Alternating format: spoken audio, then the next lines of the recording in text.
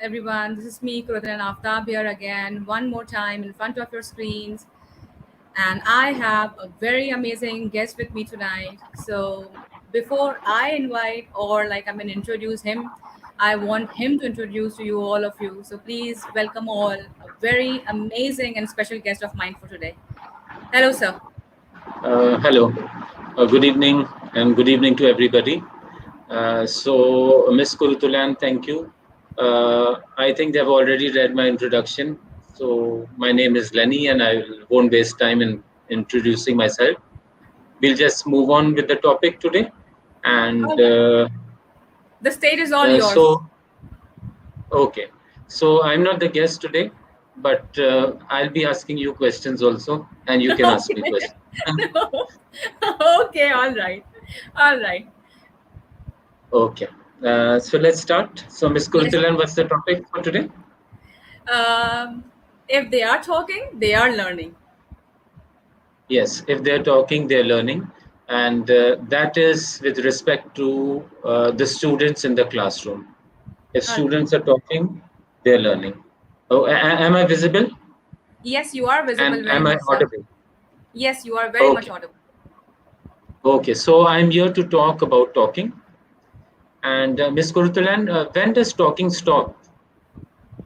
When does talking stop?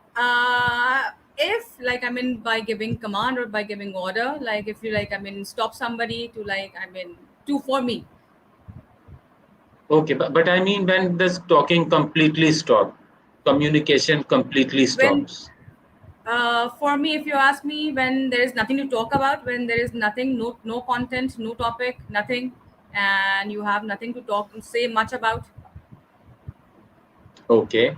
Again, I would rephrase my question. Like All a right. person, when a person completely stops talking, no sound, no talk at all. No sound, no talk at all. Are you talking? If you can elaborate more, to the digital. I mean, you're talking about the or the face-to-face scenario or what? If you're talking about the All classroom, communication ends. The person does not talk, does not use his speech. When? does not use his speech, sound, talk. I'm sorry if I'm not coming to Okay. your point. Okay, when the person dies, when people Sound, die, so talking sound. stops, Yes. right? So when a person is not alive, so a person cannot talk. So then another question from you, when does learning end? When the learning ends, when the bond, or for me the learning stops when there is no interest left. Hmm. And then there's a very famous quote. It says the learning starts from the womb Grave. to to the grave, right? So learning ends at the grave. When the person dies, learning ends, talking ends, communication stops. And the last question from you, and then I move on to the session.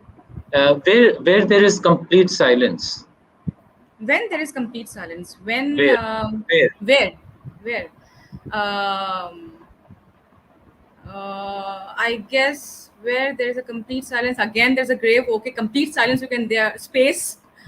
Space, perhaps there's a complete silence. Okay, but Nothing to talk. if you the both questions that we just discussed, The so the grave. answer would be the graveyard. Right. So again, talking stops when a person dies, learning stops when talking stops, that is, when a person is dead, and there is complete silence in the graveyard. So we don't want our classrooms to be a graveyard. There has to be noise, right? And then sometimes we listen to some teachers saying we want pin drop silence. This phrase, pin drop silence, I think we should stop using it, because as long as people are living, they are communicating, they cannot be pin drop silence. And if there is pin drop silence, that means there is no learning going on. Very true. Then some people may say that when there's a lot of interaction, there's noise, and the classroom gets very noisy, so they're very scared of classroom management problems, and they don't allow students to talk. But again, the noise, the talk has to be productive. right? So one noise, we just have noise. So maybe students just moving around here and there, throwing things at each other, shouting, yelling. That is not productive. But if the noise is productive, they are on task, they're discussing something, then that productive noise, yes, it's a good noise. And when we say if there's no talk, there's no learning. So that doesn't mean that the teacher just talks and wastes the time in the classroom, or students are talking off track. There should be a focused talk. The talk in the classroom has to be focused. And how do you think the talk can be focused? Sir, before I answer this question, but there are certain, like, I mean, conditions and reservations as well. So there Hmm. are some teachers who are always, like, I mean, scared of that. What if I, like, I mean, have a conducive classroom or a productive classroom? What if the observer pass by? Like, if the observation, like, I mean, the untold observations, you can say that, or there are fear in teachers' mind. So just because of that, there are some teachers who always, like, I mean, they do not allow students for this particular thing to for me, like, I mean, if you talk about that particular thing, like, yeah, I hope that you're going to agree a bit on this one. Okay. uh, Like again, yes, some teachers are scared of that. But again, whoever's coming to observe, you see, even if you stand at the window, the observer stands at the window. One noise is children yelling, screaming, shouting, whistling, running about in the class. Okay, yes, that is not productive. The other thing, they're sitting in groups, they're discussing the interaction between themselves, interaction between the teacher, whoever is observing, they can see that they're well organized and they're interacting. And that is, yes, I think that's very productive. Very true, very true, I agree to this. But how do you think the talk can be focused? Because, It, like you see, we don't want teachers just talking without an exactly. aim, or students just talking for the sake of talking. So now we need a focused talk. How can that be focused? I believe the instructions should be very much clear. If you have a well defined instructions and your students knows your aim, that what you want from them, you need, Yes. as long as I, like, if I talk about myself, like, if there's a planning that requires and that takes much of the time. If your planning is focused, your students will remain target, like, I mean, will remain focused on what you want from them. Once, like, Right. if you're there's a problem in your planning, if there's a loophole kind of there, so obviously the students will going to deviate from there. Okay, so you spoke of two words I pick up from what you spoke, planning and the aim. Yes. So first you have the aim, the objectives. And once you have the objectives, then you plan and you have interactive activities related to your objectives. And if activities are related to the objectives, so that means you're looking for some outcome of that interactive activities, of that talk, of that interaction. You have some outcome which you want to achieve, right? So then the you see activity would be a bit focused, the talk would be a bit focused. Now if they are talking, so talking has a lot of importance, you see. When students talk among themselves or with the teacher, interaction is student to student, student to teacher, so then a relationship is built, True. a good relationship among the students and among the teachers. There are some students, you see, some students are not very friendly. They don't want to come to school. But if teachers keep on changing the groups, so that student gets to know different people, and that student may find a friend interacting, and they all get friendly. So when interaction, a relationship is built through interaction, then obviously there is collaboration. When there's collaboration, there is cooperation. So that would result in more success. And school would be a place where students would look to come. But when students don't have friends, they just have to come and sit and listen and be tortured throughout the day. So then Exactly. school is not a place they would love. Very true. Right. And again, then when students like they talk, they get confidence. Confidence is something very important. So when you go for a job and later on in life, nobody sees how much notes you have made in your notebook or how much knowledge you have. They see certain skills when you go for an interview, when you work. All these skills come in handy. So yes, when children or students are given activities where they interact with each other, where they talk to each other, they gain confidence. They develop their interpersonal skills, their intrapersonal skills. They see things from a broader perspective. Yes, true. Like sometimes I may see a thing from my window, but if I talk to you, I talk to somebody else. So then I would say, oh, I did not think in that way. So that interaction would broaden my perspective as well, broaden the students' perspective, and they talk among themselves. They must have not seen from that angle, like as somebody else has seen it. Furthermore, they like respect others' ideas. They improve their language. They develop skills to present their work, to question, build a rapport, think out of the box. They start critically thinking, they become more creative, and the understanding can also be assessed. Like if a teacher is teaching something, the teacher can assess the understanding. So when they are through their responses, like they would be asking questions, or the teacher asks questions, they would be responding. They would be given an opportunity to summarize, to explain, to elaborate, to argue, to rationalize, right? To give feedback to the friends, classmates, and Feedback is through really very important. Very important. Feedback. yes. So all this you see would give the teacher also a clue about their understanding, what the teacher needs to reteach, or they have understood the teacher has achieved the objectives. Right, and all these things you see communication, interpersonal, intrapersonal, presentational skills, convincing others. This all will help them later on in their professional life. Very true. Very true. Apart from all this, the respect is very important. The empathy, I personally believe that students should not be having a kind of sympathy for others. They should be having empathy for others. Like, I mean, they should feel, they should have a respect kind of a thing. By doing this, by allowing them to talk and to discuss everything, like they can have a sense of responsibility towards their students. I mean, to their fellow students and towards the teachers. I believe. Like, if you, I mean, elaborate on further on this. True, true. And on the other hand, if we talk about a traditional class where the teacher talks most of the time, right? So when the teacher is talking most of the time, she speaks and explains and asks them to write whatever, and the class ends. Right. So now whatever she has taught, she has not assessed. Students have not been assessed on it. No questions, no participation. Right.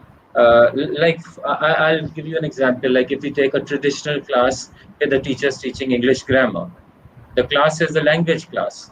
So the teaches some grammar concept, the definition, the rules, strategies, and then after that, maybe she gives some sentences to transform from one sentence to the other. The bell rings and the teacher walks out of the class. To say it is a language class, but did the children get the opportunity to develop their language? Did they have the exposure to the language where they could speak to the teacher? No. The teacher spoke most of the time, and whatever she spoke, she just spoke about the technicalities of the language. She did not give them the opportunity to speak. Then, how can we expect language to be developed? You see, I guess research the how says, part and the why part was entirely the entire time missing. yes. And research says first comes fluency and then accuracy. So, if they are not given a chance to speak, how would they become fluent? And when they'll Yes. not become fluent, how they would move on to accuracy? So such teaching, you see, where they have grammar classes for 2 hours, 3 hours. I see many signboards put up for language centers. So we see those students, they are not fluent in speech. They know all the technicalities of the language, but then they're not fluent. And again, everybody is not going to be a linguist in the class. They're doctors, they're engineers. They just need, you see, to speak and understand and convey the message. They don't need the technicalities of language. That later on, yes, they can, from fluency, they can move on later to accuracy. But first, the fluency part. True. Okay, so students are the learners. So the learners need to talk more. The teacher is not the learner in the class now. So that's the reason teacher has to give students the opportunity. I would say 60% of the talking time should be of students when teachers are planning, and 40% teachers just facilitate and teachers give the feedback, right? So the 40% would be of teachers talking. Again, it requires very strong planning towards it, to guide and to direct students to to Yes, talk up more. strong And planning with strong rationale, because sometimes you see teachers use different activities, but then they don't rational. They don't have a rationale for using that. For example, even for interaction, sometimes teachers you see they use group work, pair work, or individual work. So now they should know way to use group work, way to use pair work, and way to use the individual work. just for the sake of using those strategies, they just use it. It's that Hmm. very, very true. If something is very easy, so the teacher can go for individual work. Something needs discussion, it's a bit challenging, the teacher can use pair work. And something that is quite challenging and they can, a lot of generation, ideas can be generated, and a lot of discussion can be done on that. Things can be seen from different angles, but then there should be group work. So the Okay. teacher should plan accordingly. All right. So, sir, one question I need to ask over here. Like, for example, let's suppose if a teacher needs to explain something, where the student participation is required not much at that time. So in that case, how what is the strategy, or what teacher can do at that time, that the exploration part can be done as well, and the discussion part as well can be done as well, and student talking, I mean, they should talk more, and then teacher should talk less. What can be done in that case? Okay. Many teachers think that unless the teacher doesn't speak or the teacher doesn't explain, students will not understand. So we first have to explain, and then later on, students can do some work. No, it's not like that. Always our teaching should start from known to unknown.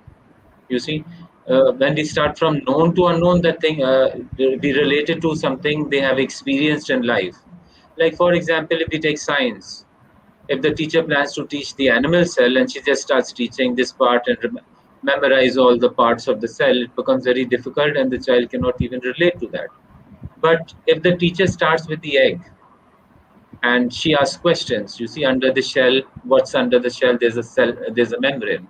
Because this is a cell, so this is called a cell membrane. And the white part is the cytoplasm, the yellow part is the nucleus. Why the yellow is not mixing with the white? Because it has a membrane. It's a nucleus, so it's called nuclear membrane. So now, even without memorizing, they can relate to that egg, and they would know what is cytoplasm, what is nucleus, what is nuclear membrane, what is the cell membrane. And then later on, the teacher can move to the unknown. And even to the unknown, sometimes the teacher can, there are different activities. The teacher can put them there and let them explore and let them explain. And then when they explain, obviously every time it won't be the right thing. So then the teachers again, she would give them some questions which they can again research to elaborate on that. And then eventually the teacher would also give her feedback. But the thing is not again right or wrong. The thing is that we are giving students a chance to think, to rationalize. And once they think and then you correct them, they internalize that and they would always remember that. Again, strong planning. Yes, strong planning for that. Some strategies actually is just a short talk with you all. So I'll not be able to share many strategies, but again, you can always search and look for interactive strategies on the net and try to use them effectively with a rationale. Like Sure. one of the strategy, think pair share, many of you all may know that. So but again the rationale is that individually you give students individually time to think on something. You throw a question, you let them think.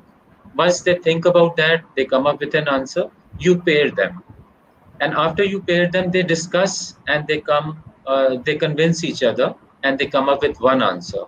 And then there's a whole class sharing, and all the pairs share it in the class. That's think pair share. But if you want more discussion, then instead of using think pair share, you use think pair square. Okay. So think pair square. So you allow students to think on something. You give them a thinking question, what you are teaching. Once they think and they come up with the answer, you pair them in pairs. There'll be different pairs. Let them convince each other and come up with one answer. Then combine two pairs. So that would be this square. You see, there would be four people then. Four people in that, right? One pair that have come up with the answer, and one pair, and then they convince these two pairs convince each other, and they come up with an answer, and then that is shared in the classroom. So four Excellent. people discussing, so then there's more discussion. If you want further discussion and there things can be seen from different angles, and you want different points coming up, so you can use another strategy which is known as think pair repair. All right. Right. So think pair Okay. repair. So think pair repair is again you start you give a question, let them think, then you pair them up, let them convince each other, then you square them. That means one pair with the another pair. There are four people. They convince, they come up with one answer, and then they one other come if there are eight members. So now they have a discussion, and those eight members, if you have 16 students, so eight members on one side discussing, and they And come eight up with one members. answer, and the other eight on the other side, and they come up with one answer, and then that is shared in the class. Okay, that's amazing, amazing, amazing, superb. I came to know the two new strategies. I only knew that about think, pair, and share. That's it. The old classic one. The new things I have just like got to know from you. Thank you so Okay, much. so teachers can further research on it, think pair square and think pair repair. And Sure, then they will. again, interaction is not always verbal. Interaction can also be like they're writing something and they're passing it on, and later they discuss. Interaction can also be in writing as well. Right. So another common strategy is brainstorming, which most of the teachers do. It's very common. And Very common. brainstorming is usually teacher throws up a question or an idea, and children brainstorm, right? And in the class, verbally they just give the ideas, and the teacher jots them down on the board. But the next strategy is brain writing.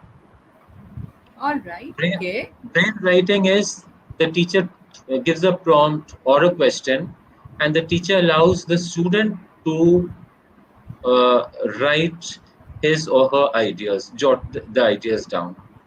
So now this can be done in different ways. Like if a teacher has done something, the teacher has taught something, and then the teacher wants to ask some ideas related to that. The teacher gives a prompt or a question, and now that child comes up with some bullet points or some ideas.